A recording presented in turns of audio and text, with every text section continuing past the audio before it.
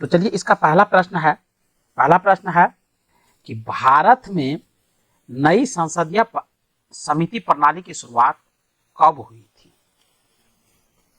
तो इसका जो सही उत्तर है वह है ऑप्शन सी, यानी 1991 ईस्वी में।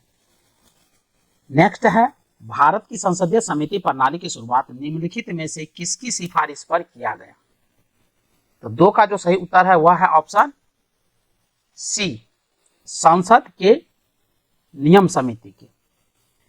नेक्स्ट है, संसदीय समिति प्रणाली के तहत 12 अप्रैल 1993 से कितने समितियों ने कार्य करना शुरू किया? तो 3 का सही उत्तर है ऑप्शन बी, यानी 17। नेक्स्ट है, संसद की कितने प्रकार की समितियां होती है? तो 4 का सही उत्तर है ऑप्शन सी, अस्थायी समिति और तदर्थ समिति, यानी 4 का सही उत्तर है ऑप्शन सी, अस्थायी समिति और तदर्थ समिति। नेक्स्ट, निम्नलिखित में से कौन अस्थायी समिति है? तो 5 का सही उत्तर है ऑप्शन डी, उपर्युक्त सभी, यानी प्राक्कलन समिति, लोक लेखा समिति और नियम समिति। नेक्स्ट है, निम्नलिखित में से कौन तदर्थ समिति है? तो 6 का जो सही उत्तर है वह है ऑप्शन डी, यानी परवर समिति। नेक्स्ट है, किस समिति को अस्थायी मितव्ययिता समिति भी कहा जाता है? तो 7 का सही उत्तर है ऑप्शन ए, यानी प्राक्कलन समिति। नेक्स्ट है, प्राक्कलन समिति में कितने सदस्य होते हैं? तो 8 का सही उत्तर है ऑप्शन सी, यानी 30। नेक्स्ट है, 30 सदस्यीय प्राक्कलन समिति संसद के किस सदन की समिति है? तो 9 का सही उत्तर है ऑप्शन ए, लोकसभा की। नेक्स्ट है,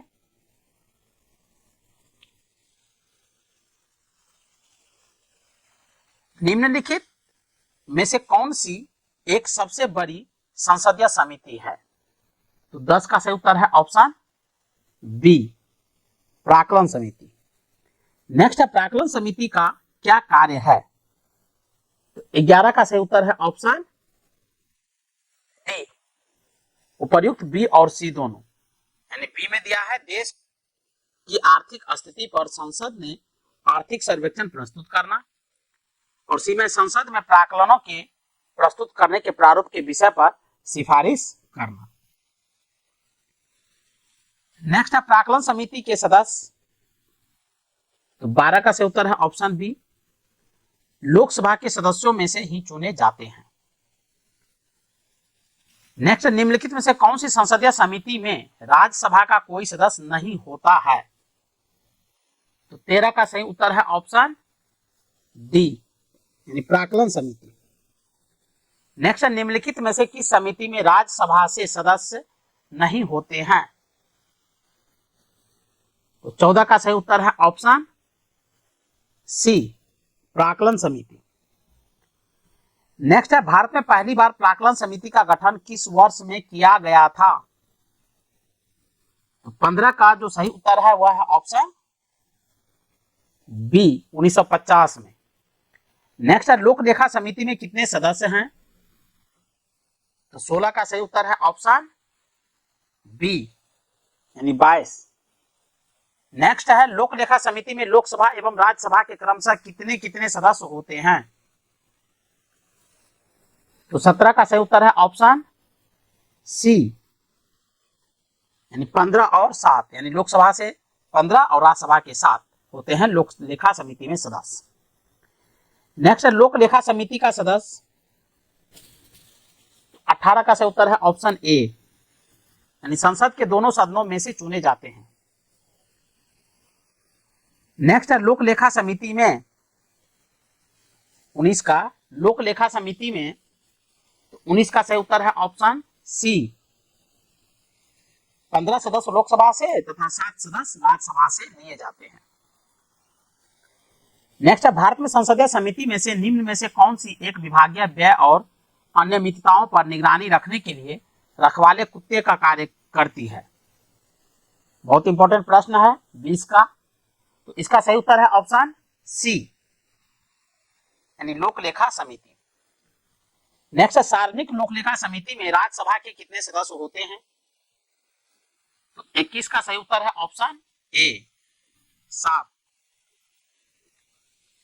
नेक्स्ट है, भारत के नियंत्रक एवं महालेखा परीक्षक द्वारा प्रस्तुत प्रतिवेदन के आधार पर कौन समिति कार्य करती है? तो 22 का सही उत्तर है ऑप्शन बी, लोक लेखा समिति। नेक्स्ट है, परंपरा के अनुसार निम्न में से किस समिति के अध्यक्ष पद पर विरोधी दल के संसद सदस्य को नियुक्त किया जाता है? तो 23 का सही उत्तर है ऑप्शन ए, लोक लेखा समिति। नेक्स्ट है कि संसदीय समिति को प्राक्कलन समिति की जुड़वा बहन कहा जाता है। तो 24 का सही उत्तर है ऑप्शन डी, लोक लेखा समिति को। नेक्स्ट है, निम्नलिखित में से वह पदाधिकारी कौन सा है जो भारत को समेकित निधि से राज्यों के राजस्व सहायता अनुदान पर लागू होने वाले सिद्धांतों की सिफारिश करता है? तो 25 का सही उत्तर है ऑप्शन ए, लोक लेखा समिति। नेक्स्ट है, भारत के नियंत्रक महालेखा परीक्षक का ऑडिट रिपोर्ट का परीक्षण करती है? तो 26 का सही उत्तर है ऑप्शन ए, लोक लेखा समिति।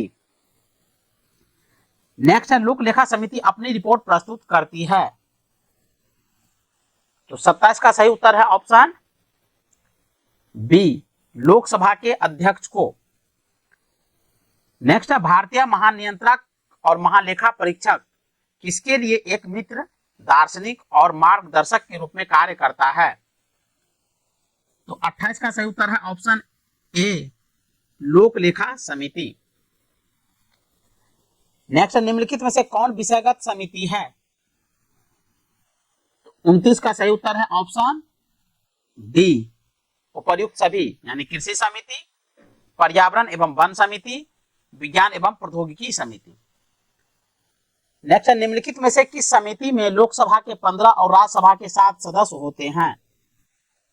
तो 30 का सही उत्तर है ऑप्शन डी, उपर्युक्त सभी, यानी सरकारी उपक्रम समिति, लोक लेखा समिति, विज्ञान एवं प्रौद्योगिकी समिति।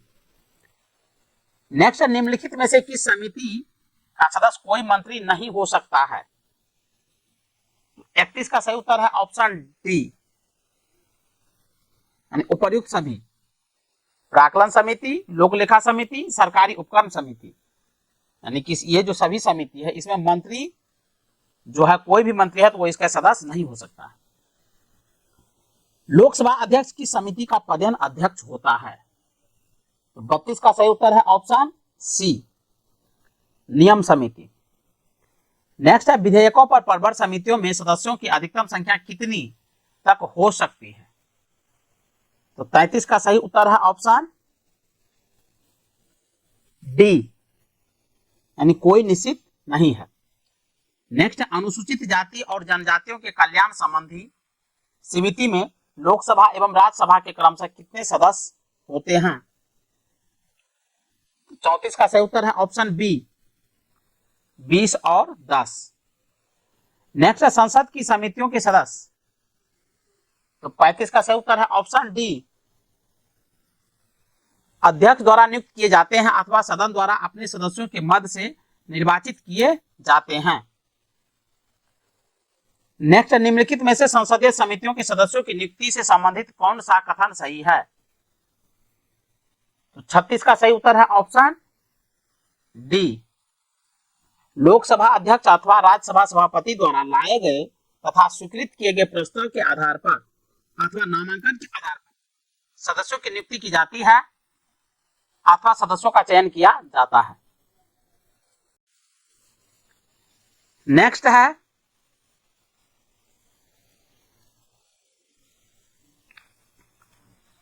संसदीय समिति के गठन का उद्देश्य है? तो 37 का जो सही उत्तर है वह है ऑप्शन डी, उपर्युक्त सभी यानी विधि निर्माण की प्रक्रिया को तेज करना, तकनीकी और उलझे हुए विधेयकों पर विशेष रूप से विचार करना, संसद के सदनों द्वारा विचार करने के पूर्व विधेयक का परीक्षण करना। नेक्स्ट, संयुक्त संसदीय समिति में कितने सदस्य होते हैं? तो 38 का सही उत्तर है ऑप्शन डी 45। नेक्स्ट है, संयुक्त संसदीय समिति में लोकसभा तथा राज्यसभा के सदस्यों की संख्या क्रमशः होती है। 39 का सही उत्तर है ऑप्शन ए 30 और 15। नेक्स्ट है, कुल 17 संसदीय समितियों में से कितने समितियों के अध्यक्ष लोकसभा के सदस्य होते हैं? तो 40 का सही उत्तर है ऑप्शन सी 11। नेक्स्ट, संयुक्त प्रवर समिति में कितने सदस्य होते हैं? तो 41 का सही उत्तर है ऑप्शन सी 45। नेक्स्ट, संयुक्त प्रवर समिति में लोकसभा एवं राज्यसभा के सदस्यों की संख्या क्रमशः कितनी होती है? तो 42 का सही उत्तर है ऑप्शन ए 30 और 15। नेक्स्ट, निम्नलिखित में से कौन समिति विभिन्न विषयों पर चर्चा के लिए समय का निर्धारण करती है? 43 का सही उत्तर है ऑप्शन डी कार्य सलाहकार समिति। नेक्स्ट, निम्नलिखित में से सार्वजनिक व्यापार संसदीय नियंत्रण का अंग नहीं है? तो 44 का सही उत्तर है ऑप्शन बी भारत का नियंत्रक एवं महालेखा परीक्षक। नेक्स्ट है, भारत में संसद की वित्तीय समितियां निम्नलिखित में से कौन सी हैं? 45 का सही उत्तर है ऑप्शन डी 1, 2, 3 यानी लोक लेखा समिति, प्राक्कलन समिति और लोक उपक्रम समिति। नेक्स्ट और लास्ट क्वेश्चन है, सुमिलित कीजिए संसदीय समिति और सूची यानी कार्य। तो 46 का सही उत्तर है ऑप्शन डी 2, 3, 1 यानी ए का दूसरा, बी का तीसरा, सी का पहला। तो ए का दूसरा प्रवर समिति का वित्त की समीक्षा करना था, परिवर्तन पर सुझाव देना। बी का तीसरा लोक लेखा समिति सरकारी पैसा सही ढंग से खर्च हुआ है या नहीं इसकी परीक्षा करना। प्राक्कलन समिति बजट में विभागीय व्यय की जांच करना। चलिए आरंभ करते हैं सर्वोच्च न्यायालय, और इसका पहला क्वेश्चन है कि भारतीय संविधान के किस भाग में संघीय न्यायपालिका का उल्लेख है? तो इसका जो सही उत्तर है पहला का वह है ऑप्शन डी यानी भाग 5 में। नेक्स्ट है, निम्नलिखित में से किसके अंतर्गत भारत में सर्वप्रथम सर्वोच्च न्यायालय की स्थापना हुई है? तो दूसरा का जो सही उत्तर है वह है ऑप्शन, दूसरा का सही उत्तर है ऑप्शन ए यानी रेगुलेटिंग अधिनियम 1973 के द्वारा। नेक्स्ट है, संविधान के व्याख्याकार और संरक्षक कौन है? तो 3 का सही उत्तर है ऑप्शन सी यानी सर्वोच्च न्यायालय। नेक्स्ट है, भारतीय संविधान की व्याख्या करने का मुख्य अधिकारी कौन है? तो 4 का जो सही उत्तर है वह है ऑप्शन डी सर्वोच्च न्यायालय। नेक्स्ट है, भारत के सर्वोच्च न्यायालय की स्थापना हुई थी। तो 5 का जो सही उत्तर है वह है ऑप्शन सी यानी भारत सरकार अधिनियम 1935 के अधीन भारत में सर्वोच्च न्यायालय की स्थापना हुई थी। नेक्स्ट है, मूल रूप से संविधान में सर्वोच्च न्यायालय में मुख्य न्यायाधीश के अतिरिक्त कितने न्यायाधीश की व्याख्या यानी व्यवस्था थी? तो 6 का सही उत्तर है ऑप्शन बी 7 यानी 7 न्यायाधीशों की व्यवस्था थी। नेक्स्ट है, वर्तमान में सर्वोच्च न्यायालय में मुख्य न्यायाधीश के अतिरिक्त कितने न्यायाधीश का प्रावधान किया गया है? तो 7 का जो सही उत्तर है वह है ऑप्शन डी यानी 33। वर्तमान में 33 न्यायाधीश है और एक मुख्य न्यायाधीश है, तो टोटल मिला के 34 है। आगे देखते हैं, उच्चतम न्यायालय के न्यायाधीश की संख्या में वृद्धि करने की शक्ति किसके पास है? तो 8 का जो सही उत्तर है वह है ऑप्शन सी यानी भारतीय संसद को। नेक्स्ट है, सर्वोच्च न्यायालय के न्यायाधीशों की निम्न में से कौन सी अर्हता होनी चाहिए? तो 9 का जो सही उत्तर है वह है ऑप्शन डी उपर्युक्त में से कोई भी, यानी ये जो 3 पॉइंट है ऊपर में ये तीन में से कोई भी एक होनी चाहिए सर्वोच्च न्यायालय के न्यायाधीश को बनने के लिए। पहला है वह किसी एक या अधिक उच्च न्यायालय में लगातार कम से कम 5 वर्ष तक न्यायाधीश के रूप में कार्य कर चुका हो। दूसरा कंडीशन है वह किसी एक या अधिक उच्च न्यायालयों में लगातार 10 वर्षों तक अधिवक्ता रहा हो। वह एक पारंगत विधि वेता हो, यानी ये तीन में से कोई एक गुण हो उनके अंदर, तो वो सर्वोच्च न्यायालय के न्यायाधीश बन सकता है। नेक्स्ट है भारत के मुख्य न्यायाधीश की नियुक्ति कौन करता है? तो 10 का जो सही उत्तर है वह है ऑप्शन ए, भारत के राष्ट्रपति। नेक्स्ट है भारतीय उच्चतम न्यायालय के न्यायाधीशों की नियुक्ति कौन करता है? तो 11 का जो सही उत्तर है वह है ऑप्शन ए, राष्ट्रपति। नेक्स्ट है भारत के कार्यवाहक मुख्य न्यायाधीश की नियुक्ति कौन करता है? तो 12 का जो सही उत्तर है वह है ऑप्शन सी, यानी राष्ट्रपति।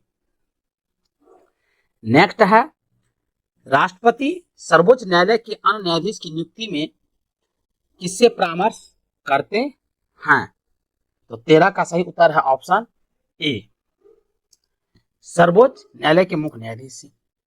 सर्वोच्च न्यायालय में तदर्थ न्यायाधीशों की नियुक्ति किस देश की न्याय प्रणाली से प्रेरित है? तो 14 का सही उत्तर है ऑप्शन डी, फ्रांस से।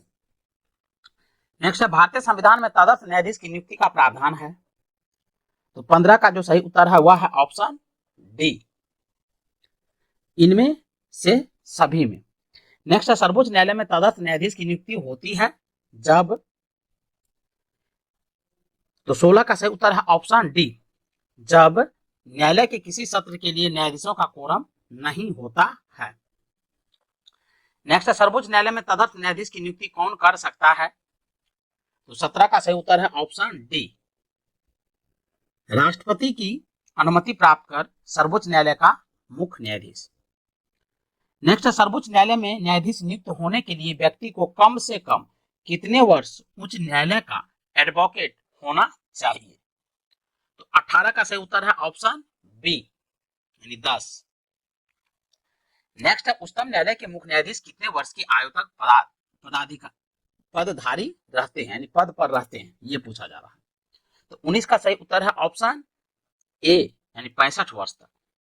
नेक्स्ट है उच्चतम न्यायालय के न्यायाधीशों की सेवानिवृत्ति की आयु है?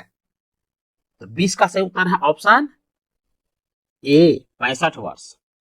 नेक्स्ट है सर्वोच्च न्यायालय का न्यायाधीश कितने आयु तक कार्यरत रहता है?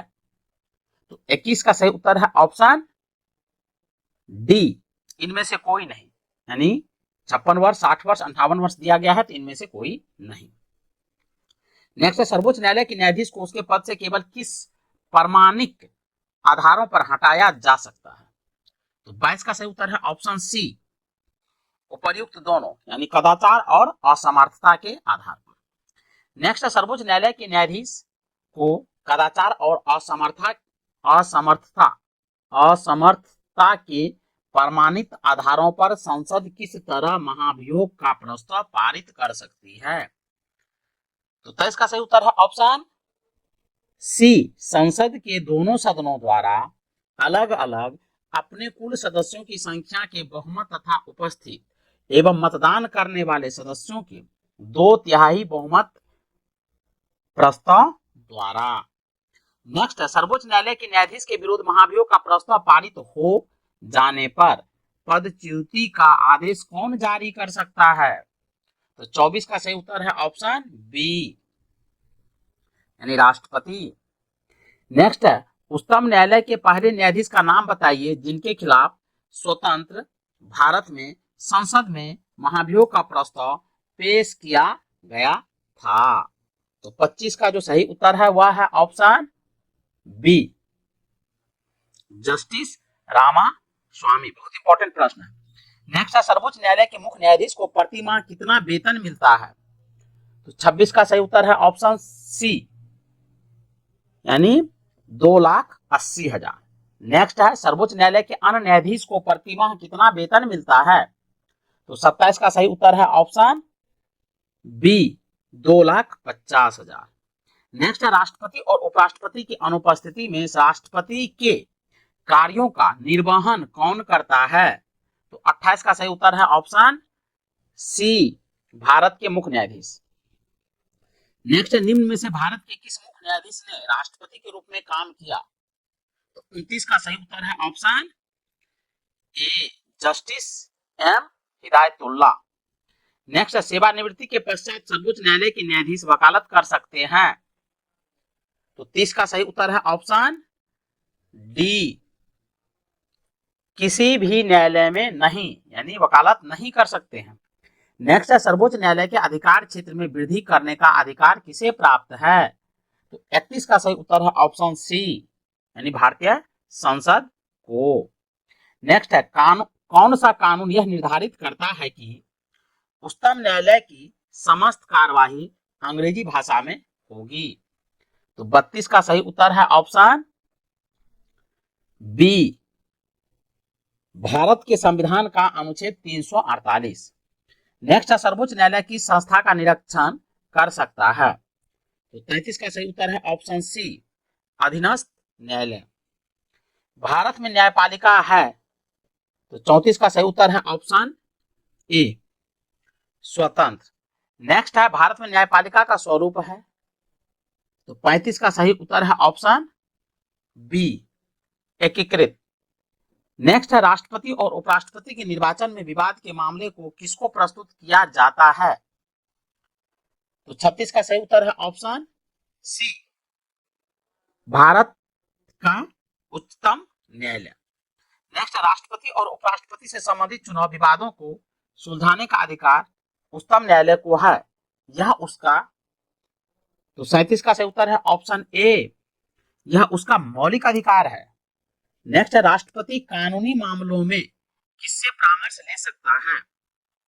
तो 38 का सही उत्तर है ऑप्शन डी, यानी सर्वोच्च न्यायालय से। नेक्स्ट है, उच्चतम न्यायालय को परामर्शदात्री बनाया गया है? तो 39 का सही उत्तर है ऑप्शन सी, अनुच्छेद 143 में। नेक्स्ट है, न्यायिक पुनर्विलोकन का अधिकार किसे है? तो 40 का सही उत्तर है ऑप्शन बी, उच्चतम न्यायालय को। नेक्स्ट है, भारत में न्यायिक पुनरीक्षण की शक्ति का प्रयोग किया जाता है? तो 41 का जो सही उत्तर है वह है 41 का ऑप्शन ए, केवल सर्वोच्च न्यायालय द्वारा। नेक्स्ट है, उच्चतम न्यायालय के न्यायिक पुनरीक्षण कार्य का क्या अर्थ है? तो 42 का सही उत्तर है ऑप्शन सी, कानूनों की संवैधानिक वैधता का पुनरीक्षण। नेक्स्ट है, न्यायिक पुनर्विलोकन का अर्थ है कि सर्वोच्च न्यायालय। तो 43 का सही उत्तर है ऑप्शन डी, किसी भी राज्य के कानून को अवैध घोषित कर सकता है। नेक्स्ट है, न्यायिक पुनर्विलोकन में न्यायालय को निम्नलिखित अधिकार प्राप्त है? तो 44 का जो सही उत्तर है वह है ऑप्शन ए, यदि कोई कानून या आदेश संविधान के विपरीत हो तो उसे असंवैधानिक घोषित करना। नेक्स्ट देखिए, नेक्स्ट क्वेश्चन है, न्यायिक पुनर्विलोकन की व्यवस्था। तो 45 का सही उत्तर है ऑप्शन सी, भारत और यूएसए में है। नेक्स्ट है, केंद्र और राज्यों के विवादों का समाधान करना सर्वोच्च न्यायालय के जिस क्षेत्राधिकार के अंतर्गत आता है वह है? तो 46 का सही उत्तर है ऑप्शन डी, प्रारंभिक। नेक्स्ट है, निम्नलिखित में से किस मामले को उच्च न्यायालय में प्रत्यक्ष रूप से दाखिल नहीं किया जा सकता है? तो 47 का सही उत्तर है ऑप्शन ए, दो अथवा अधिक राज्यों के बीच विवाद। नेक्स्ट है, जनहित याचिका दायर की जा सकती है? तो 48 का सही उत्तर है ऑप्शन सी, उपर्युक्त दोनों में। यहाँ उपर्युक्त दोनों का अर्थ है उच्च न्यायालय और सर्वोच्च न्यायालय। नेक्स्ट देखते हैं, सर्वोच्च न्यायालय किसे हटाने के लिए राष्ट्रपति से सिफारिश कर सकता है? तो 49 का सही उत्तर है ऑप्शन बी, यानी संघ लोक सेवा आयोग के अध्यक्ष व सदस्यों को, यूपीएससी के जो अध्यक्ष और सदस्य होते हैं उनको। नेक्स्ट, दो या अधिक राज्यों के बीच किसी विवाद के मामले में निर्णय लेने का निर्णय लेने की सर्वोच्च न्यायालय की शक्ति क्या कहलाती है? तो 50 का सही उत्तर है ऑप्शन ए, आरंभिक अधिकारिता। नेक्स्ट है, उच्चतम न्यायालय द्वारा परमादेश किसे जारी किया जाता है? तो 51 का सही उत्तर है ऑप्शन ए, किसी अधिकारी को सरकारी आदेश निभाने के लिए। नेक्स्ट है, निम्नलिखित में से उच्च न्यायालय उच्चतम न्यायालय की वह रीट या आदेश कौन सा है जो किसी प्राधिकार को रद्द करने के लिए लिया जाता है? तो 52 का जो सही उत्तर है वह है ऑप्शन सी, अधिकार पिछा रीट। नेक्स्ट है, लाभ का पद परिभाषित हुआ है? तो 53 का सही उत्तर है ऑप्शन बी, सर्वोच्च न्यायालय द्वारा। नेक्स्ट, निम्नलिखित में से किस मुकदमे में भारतीय सर्वोच्च न्यायालय ने सर्वप्रथम संविधान के मौलिक लक्षण का सिद्धांत प्रतिपादित किया? तो 54 का सही उत्तर है ऑप्शन ए, गोलकनाथ बनाम पंजाब राज्य। नेक्स्ट है, भारतीय संविधान का कौन सा अनुच्छेद संवैधानिक विवादों में सर्वोच्च न्यायालय के अपीलीय क्षेत्राधिकार से संबंधित है? तो 55 का सही जो उत्तर है वह है ऑप्शन डी, अनुच्छेद 134 ए को मिलाकर अनुच्छेद 133 को पढ़ना। नेक्स्ट है, केंद्र और राज्यों के बीच विवादों को तय करने के लिए भारत के सर्वोच्च न्यायालय की शक्ति किस अधिकार क्षेत्र के अंतर्गत आती है? तो 56 का सही उत्तर है ऑप्शन डी, मूल क्षेत्राधिकार। नेक्स्ट है, भारत का उच्चतम न्यायालय कानूनी तथ्य के मामले में राष्ट्रपति को परामर्श देता है? तो 57 का सही उत्तर है ऑप्शन बी, तभी जब वह ऐसे परामर्श के लिए कहता है। नेक्स्ट है, राष्ट्रीय मानव अधिकार आयोग के अधिनियम 1993 के अनुसार निम्नलिखित में से कौन इस आयोग का अध्यक्ष बन सकता है?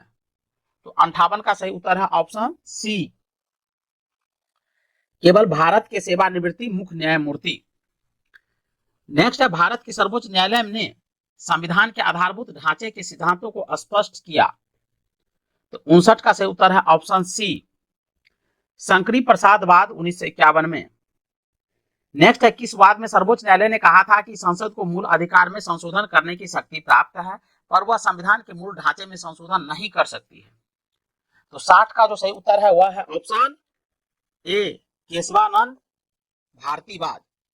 नेक्स्ट है, सर्वोच्च न्यायालय के प्रथम मुख्य न्यायाधीश कौन थे? तो 61 का सही उत्तर है option A, Hiralal J Kania.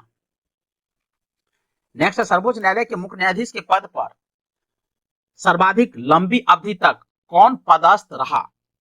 तो 62 का सही उत्तर है option D, Y B Chandrachud. Next देखते हैं, नेक्स्ट है, सर्वोच्च न्यायालय के मुख्य न्यायाधीश के पद पर सबसे कम समय तक कौन आसीन रहा? तो 63 का जो सही उत्तर है वह है ऑप्शन सी, कमल नारायण सिंह। नेक्स्ट, सर्वोच्च न्यायालय के किस मुख्य न्यायाधीश ने 20 जुलाई 1969 से 24 अगस्त 1969 तक कार्यकारी राष्ट्रपति के रूप में कार्य किया? तो 64 का सही उत्तर है option B, H M Hidayatullah. Next, वर्ष 1973 में सर्वोच्च न्यायालय के किस मुख्य न्यायाधीश की नियुक्ति के समय प्रथागत वरिष्ठता के सिद्धांतों को पहली बार त्यागा गया? तो 65 का सही उत्तर है ऑप्शन ए एन रे को। नेक्स्ट, निम्नलिखित में से उच्चतम न्यायालय की सबसे पहली महिला न्यायाधीश कौन थी? तो 66 का सही उत्तर है ऑप्शन सी, फातिमा बीबी। नेक्स्ट, संविधान की व्याख्या करने का अंतिम अधिकार किसे प्राप्त है? तो 67 का सही उत्तर है ऑप्शन डी, सर्वोच्च न्यायालय को। नेक्स्ट है, निम्नलिखित में से किसके मामले उच्च न्यायालय व उच्चतम न्यायालय दोनों की आधिकारिकता में आते हैं? तो 68 का सही उत्तर है ऑप्शन सी, मूल अधिकारों का संरक्षण। नेक्स्ट, उच्चतम न्यायालय के परामर्श अधिकारिता के विषय में निम्नलिखित में से कौन से कथन सही है? तो 69 का जो सही उत्तर है वह है ऑप्शन सी, यानी 2 और 3। तो दूसरा स्टेटमेंट है, परामर्शी अधिकारिता शक्ति के अधीन प्राप्त किसी निर्देश पर उच्चतम न्यायालय की पूर्ण पीठ सुनवाई करती है। और तीसरा स्टेटमेंट है कि परामर्शी अधिकारिता के अधीन प्राप्त निर्देश पर व्यक्त किया हुआ उच्चतम न्यायालय का मत सरकार पर बाध्यकारी नहीं होता है। नेक्स्ट है, कौन सा अनुच्छेद सर्वोच्च न्यायालय को अभिलेख न्यायालय का स्थान प्रदान करता है? तो 70 का जो सही उत्तर है वह है ऑप्शन सी, अनुच्छेद 129। नेक्स्ट है, निम्नलिखित में से कौन सबसे पहली महिला वकील है जिनको सीधे उच्चतम न्यायालय के न्यायाधीश के रूप में नियुक्त किया गया? तो 71 का सही उत्तर है option D, Indu Malhotra. Next है, परामर्श दायी अधिकार क्षेत्र के अंतर्गत उच्चतम न्यायालय किसी विधि के प्रश्न या जनता के लिए विशेष महत्व के तथ्य पर परामर्श देता है जो उसे भेजा जाएगा। तो 72 का सही उत्तर है ऑप्शन डी, राष्ट्रपति द्वारा। नेक्स्ट है, जब भारतीय न्यायिक पद्धति में लोकहित मुकदमा यानी PIL लाया गया तो भारत के मुख्य न्यायाधीश कौन थे? तो 73 का सही उत्तर है ऑप्शन डी, PN भगवती। बहुत इंपॉर्टेंट प्रश्न है, ध्यान रखेंगे हम। सर्वोच्च न्यायालय में न्यायाधीश नियुक्त होने के लिए व्यक्ति को कम से कम कितने वर्ष उच्च न्यायालय का एडवोकेट होना चाहिए? तो 74 का सही उत्तर है ऑप्शन बी, 10 वर्ष। नेक्स्ट है, सर्वोच्च न्यायालय के न्यायाधीश भारत के राष्ट्रपति द्वारा हटाए जा सकते हैं? तो 75 का सही उत्तर है ऑप्शन डी, संसद में महाभियोग प्रस्ताव पारित होने पर। नेक्स्ट है, भारत में सबसे बड़ा अपीलीय न्यायालय कौन सा है? तो 76 का सही उत्तर है ऑप्शन सी, उच्चतम न्यायालय। नेक्स्ट है, भारत के उच्चतम न्यायालय को, तो 77 का सही उत्तर है ऑप्शन डी, प्रारंभिक, अपीलीय और परामर्शदायी क्षेत्राधिकार है। नेक्स्ट है, भारत में किस संवैधानिक पद पर कोई महिला नहीं रही है? तो 78 का सही उत्तर है ऑप्शन ए, उच्चतम न्यायालय के मुख्य न्यायाधीश। नेक्स्ट है, डैश के फैसले भारत के बाकी सभी न्यायालयों को मान्य होते हैं? तो 79 का सही उत्तर है ऑप्शन ए, भारत के उच्चतम न्यायालय। नेक्स्ट है, निम्नलिखित में से कौन से उच्चतम न्यायालय के आरंभिक आधिकारिकता में आते हैं? तो 80 का जो सही उत्तर है वह है ऑप्शन सी, 1 और 4। यानी 1 में है भारत सरकार था 1 या अधिक राज्यों के बीच का विवाद, और 4 में है 2 या अधिक राज्यों के बीच का विवाद। नेक्स्ट है, भारत के शीर्ष न्यायालय की आधिकारिकता के अधीन निम्न में से क्या नहीं आता है? तो 81 का सही उत्तर जो है वह है ऑप्शन सी, कॉलेजिएट अधिकारिकता। और नेक्स्ट एंड लास्ट क्वेश्चन है, सर्वोच्च न्यायालय की स्थापना के संबंध में निम्न में से कौन सा ऐसे कथन सही है? तो 82 का जो सही उत्तर है वह है ऑप्शन ए, केवल एक। तो पहला स्टेटमेंट सही है जबकि दूसरा गलत है। तो पहला को पढ़ते हैं। पहला है, कलकत्ता में सर्वोच्च न्यायालय की स्थापना 1973 के रेगुलेटिंग एक्ट के द्वारा की गई थी। बिल्कुल ये स्टेटमेंट सही है। दूसरा है, लेमेस्टर इस न्यायालय के प्रथम मुख्य न्यायाधीश थे। ये गलत है, एलिजा इम्पे थे। चलिए आरंभ करते हैं उच्च न्यायालय। और इसका जो पहला प्रश्न है कि भारत में कुल कितने उच्च न्यायालय है? तो भारत में कुल कितने उच्च न्यायालय है? इसका जो सही उत्तर है वह है ऑप्शन सी, यानी 25। इन दिस टाइम भारत में जो हाई कोर्ट की संख्या है वह है 25। चलिए नेक्स्ट, देश के 25 उच्च न्यायालयों में न्यायाधीश की कुल स्वीकृत संख्या कितनी है? तो 2 का जो सही उत्तर है वह है ऑप्शन डी, यानी 1114। नेक्स्ट है, भारत के किस उच्च न्यायालय में न्यायाधीश की संख्या सबसे कम है? तो 3 का जो सही उत्तर है वह है ऑप्शन बी, यानी सिक्किम उच्च न्यायालय जो है उसमें न्यायाधीशों की संख्या सबसे कम है देश में। नेक्स्ट है 4 कि भारत के किस उच्च न्यायालय में न्यायाधीश की संख्या सबसे अधिक है? तो सबसे अधिक जो न्यायाधीशों की संख्या है वह है 4 का सही उत्तर है ऑप्शन डी, इलाहाबाद उच्च न्यायालय जो उत्तर प्रदेश में है। नेक्स्ट है, भारत के 25 उच्च न्यायालयों में किसकी स्थापना सबसे बाद में हुई है? तो 5 का जो सही उत्तर है वह है ऑप्शन डी, आंध्र प्रदेश उच्च न्यायालय। नेक्स्ट है, बंबई उच्च न्यायालय, कलकत्ता उच्च न्यायालय तथा मद्रास उच्च न्यायालय की स्थापना एक साथ हुई थी। इन उच्च न्यायालयों की स्थापना किस वर्ष में हुई थी? तो 6 का जो सही उत्तर है वह है ऑप्शन ए, 1862 ईस्वी में। नेक्स्ट है किस उच्च न्यायालय के सर्वाधिक अस्थायी या अस्थायी खंडपीठ है? तो 7 का जो सही उत्तर है वह है ऑप्शन बी, गुवाहाटी उच्च न्यायालय। नेक्स्ट है भारत की किस संघ शासित क्षेत्र का अपना उच्च न्यायालय है? तो 8 का जो सही उत्तर है वह है ऑप्शन सी, दिल्ली। नेक्स्ट है निम्नलिखित में से किस राज्य का अपना स्वयं का उच्च न्यायालय नहीं है? तो 9 का जो सही उत्तर है वह है ऑप्शन ए, नागालैंड। नेक्स्ट है निम्नलिखित में से कौन सा उच्च न्यायालय एक से अधिक राज्यों का उच्च न्यायालय है? तो 10 का जो सही उत्तर है वह है ऑप्शन ए, गुवाहाटी उच्च न्यायालय। नेक्स्ट है पटना उच्च न्यायालय की स्थापना कब हुई? तो 11 का जो सही उत्तर है वह है ऑप्शन ए, 1916 ईस्वी में। नेक्स्ट है भारत का सबसे बड़ा उच्च न्यायालय है? तो 12 का जो सही उत्तर है वह है ऑप्शन सी, इलाहाबाद उच्च न्यायालय। नेक्स्ट है भारत के किन 2 संघ शासित क्षेत्रों का अपना उच्च न्यायालय है?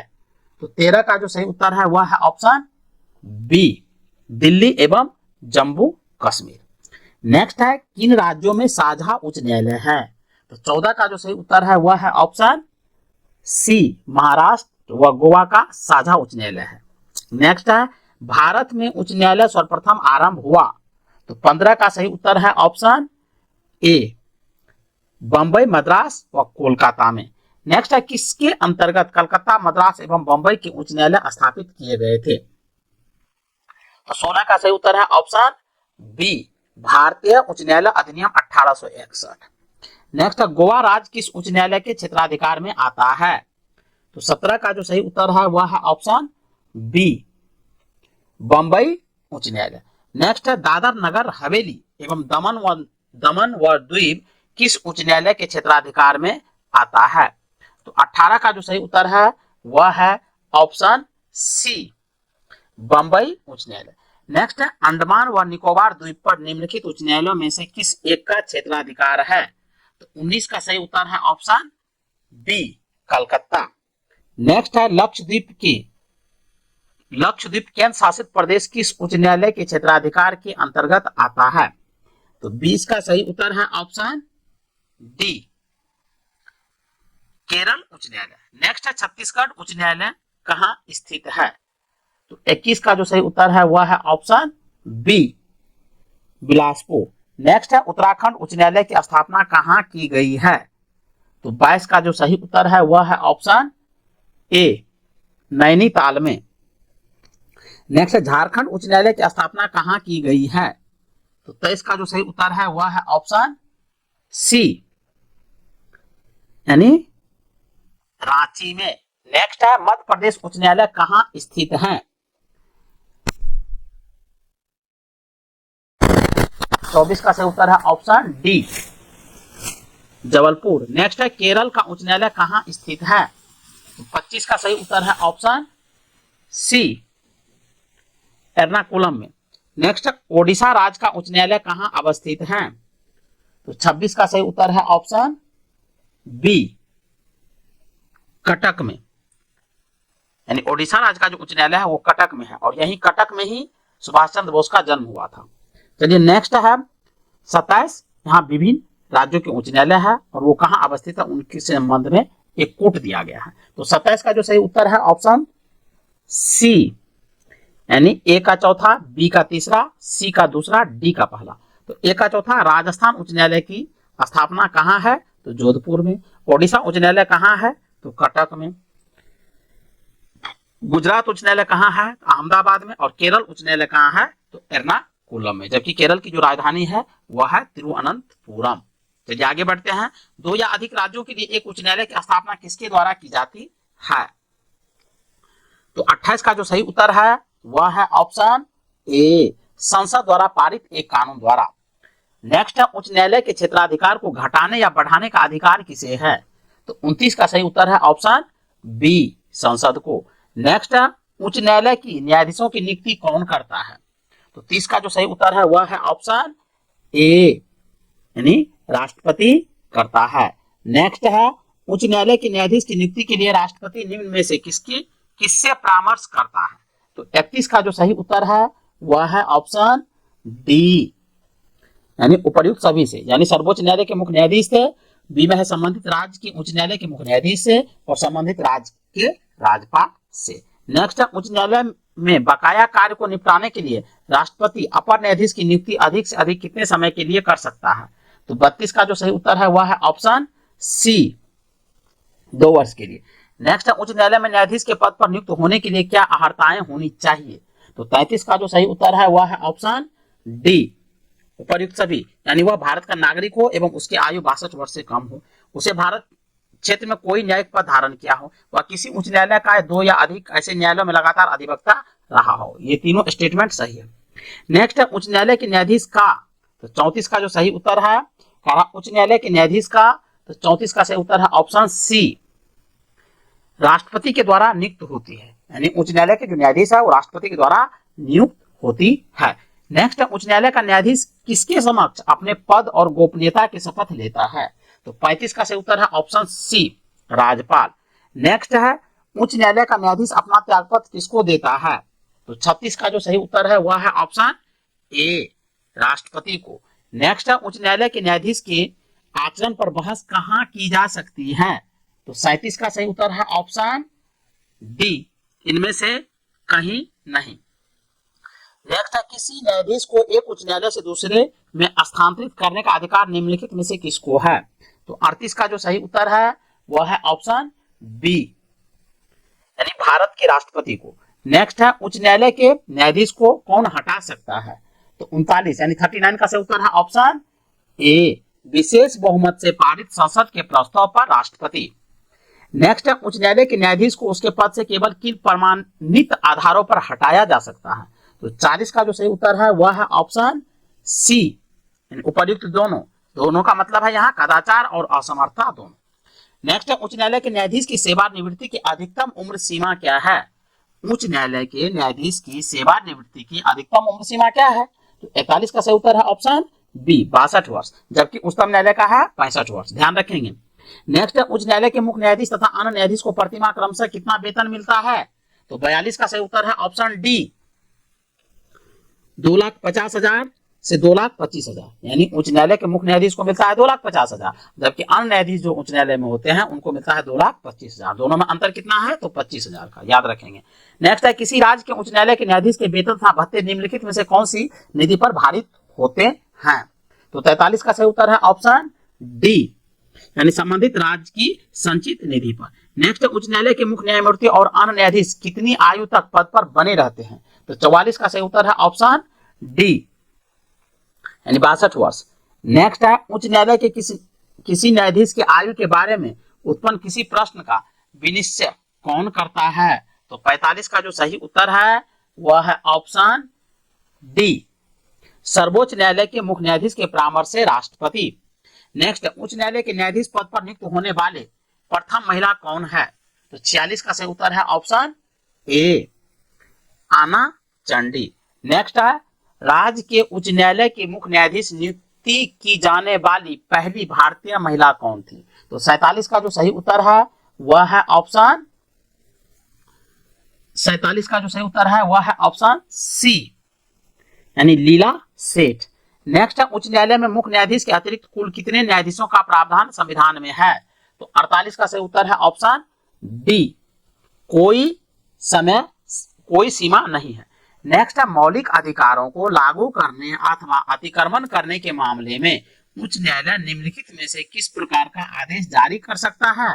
तो 49 का सही उत्तर है ऑप्शन डी, उपर्युक्त सभी, यानी उपर्युक्त सभी का अर्थ है यहाँ पर अधिकार पिच्छा, परमादेश व प्रतिषेध, बंदी प्रत्यक्षीकरण व उत्प्रेषण लेख।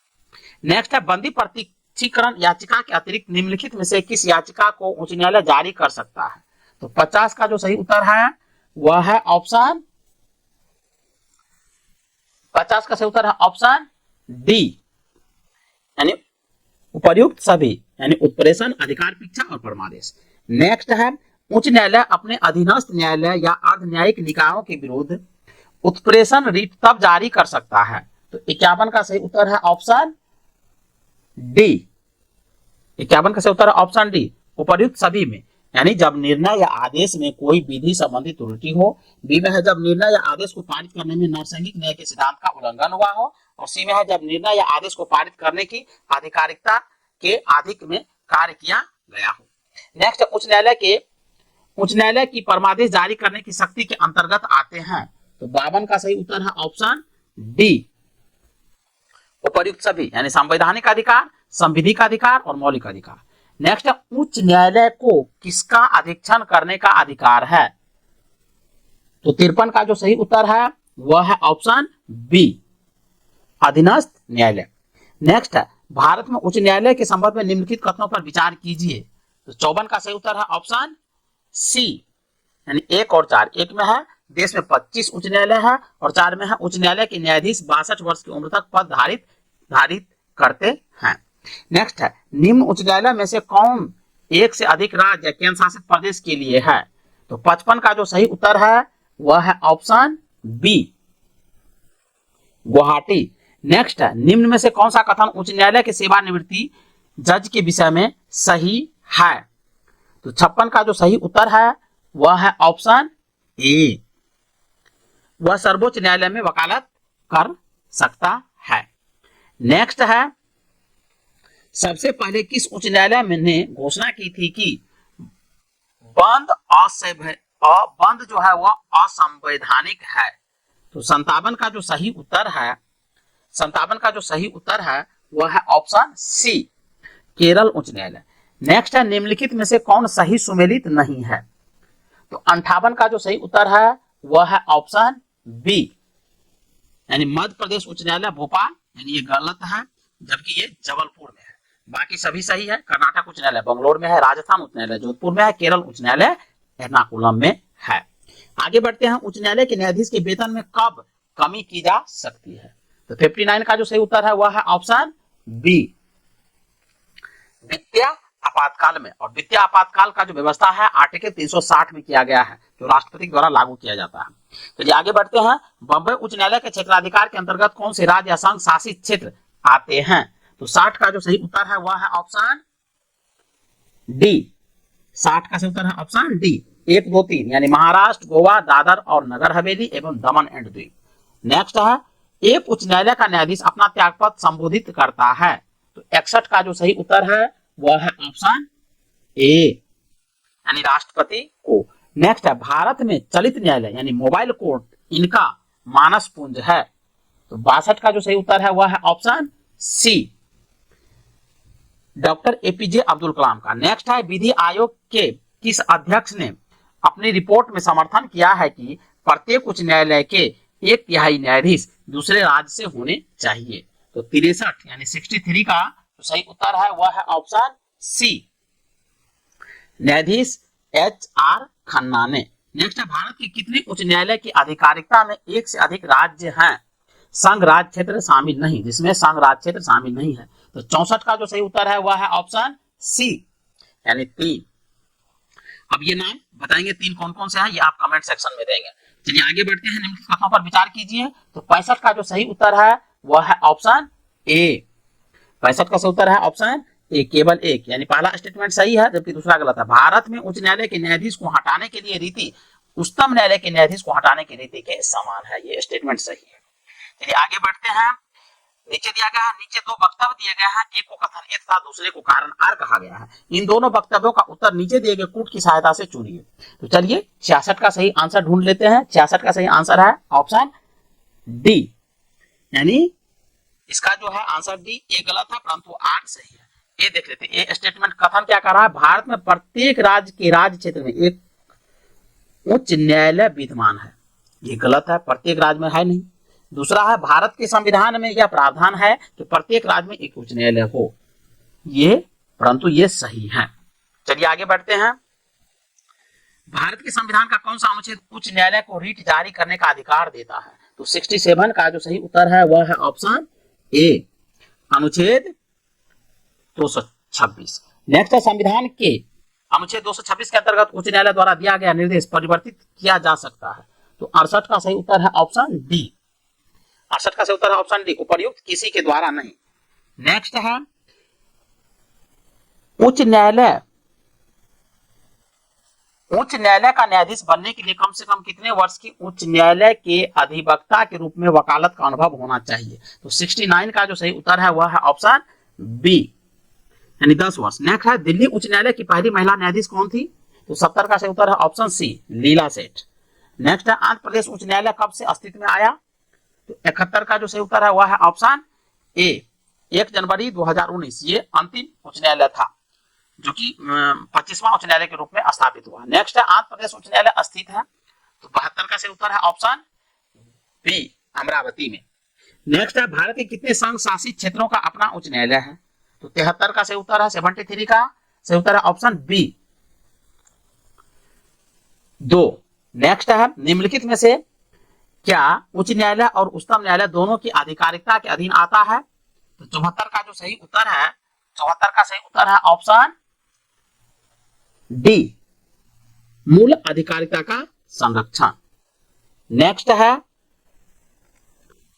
भारत का 52वां उच्च न्यायालय है, सॉरी भारत का 25वां उच्च न्यायालय है, भारत का 25वां उच्च न्यायालय है। तो 75 का सही उत्तर है ऑप्शन डी, आंध्र प्रदेश उच्च न्यायालय।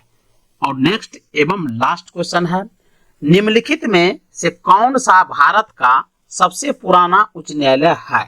तो 76 का जो सही उत्तर है वह है ऑप्शन ए, कलकत्ता उच्च न्यायालय।